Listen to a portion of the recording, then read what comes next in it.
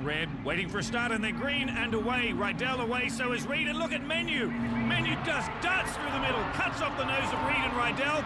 They started all right, but he started his race like it began yesterday. There's Tarquini looking for a way around the outside. Menu leads in. That's Peter Cox getting pushed a little bit wide, and look at Matt Neal past all the Class B cars already. Down to the Craners for the first time. 3 by 3 by 3. Menu followed by Rydell, then Reed behind him. Into the old hairpin. On board with Van Muller.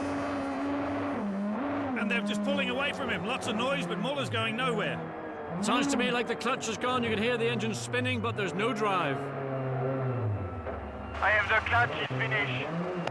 Okay, Yvan, come in the pit, please, coming in the pit. No, I can't come back in the pit. How close are these cars, one after the other? There are the three Hondas, Tarquini, Christensen, Cox right behind. Then Plato joining onto that gaggle as they stream down the hill again. There we have it. Menu, Rydell and Reed. Forward, forward, forward. Tarquini, Christensen, Cox. Honda. 6 laps down. Then Plato. Neal spoiling the symmetry with an independent Nissan in 8th place. And Rademacher rounding out the 9. The field streaming past. Norden in the second of the Nissans. His teammate, actually, Robert Collard, was leading Class B. And the other Class B Nissan, only to have to retire. Some problems for him. No problems for Jason Plato, though, because he's right up behind Peter Cox, and he's pushed him off. Cox has been pushed into the infield. Welcome back to touring cars, Peter. Pushed off by, I think, Plato. I was held up by Backmarker, and I'm trying to get out of here, but it's not easy. Okay, Peter. Peter clearly not very happy with that little move by Plato, but it was predictable. Cox was slow into McLean's. Plato got the run. He didn't have to hit him, but he did.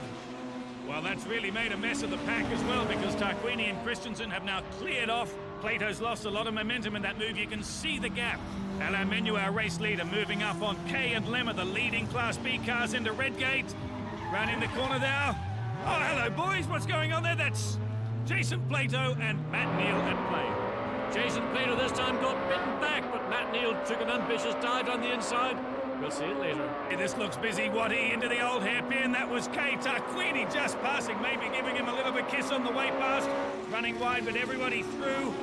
Kay and Lemmer, there they are. They're busy, having their own race. That's fair enough. Meantime, here's the earlier passing incident with Jason Plato and Cox. Cox didn't really know which part of the track to use. Plato certainly did. He could have avoided hitting the back of Peter Cox's car, but just, Jason belligerent. Sorry, chap. Leaving old Peter Cox there beached on the grass, and it's pretty wet grass too. No good for a picnic, but he will have a great view. Meantime, down the back straight, nobody in front of us. That's because we're on board with the race leader, and there is in fact somebody in front of us. It's Alan Morrison in the leading Class B Peugeot. It's actually a pretty fast little roller skate, but it won't be fast enough for Alain Menu. Here's a very good look at the speed differential. Yes, enormous differential. Remember, that car was dominant at Brands Hatch, ended up on its roof, but back now on 4 wheels. On board now with Morrison.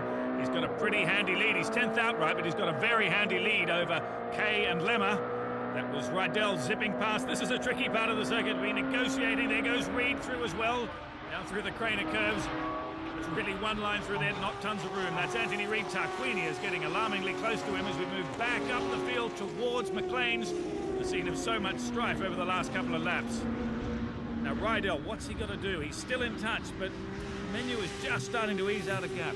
This race is 18 laps. We've got to see if that weight penalty of Menu's going to hurt him or not. Rydell only got 20 kilograms on board. Menu's got 40. If it's going to hurt, it'll happen in the closing stages. And this is really where it ought to be helping Rydell. Down the big drag, down the back straight.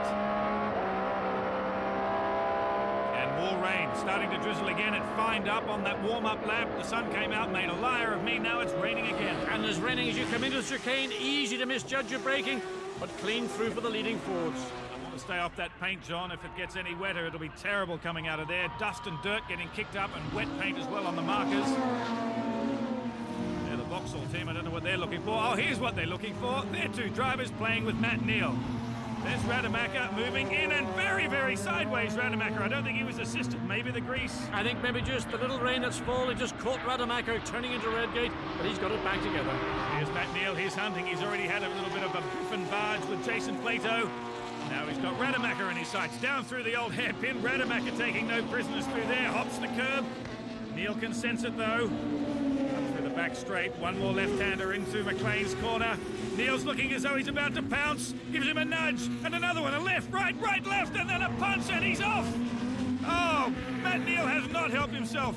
Knocked Rademacher. Jason Plato has stalked through, said, thanks a lot, boys. I'll have the place back you robbed me of.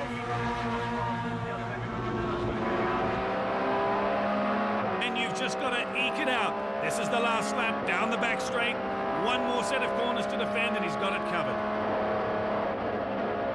Rydell really closing up, but it's all too late. Rydell's still trying very hard, though. Flip-flop, the car moves from one side to the other, jumps over the curbs, but it's Menu, Rydell, and then Reed.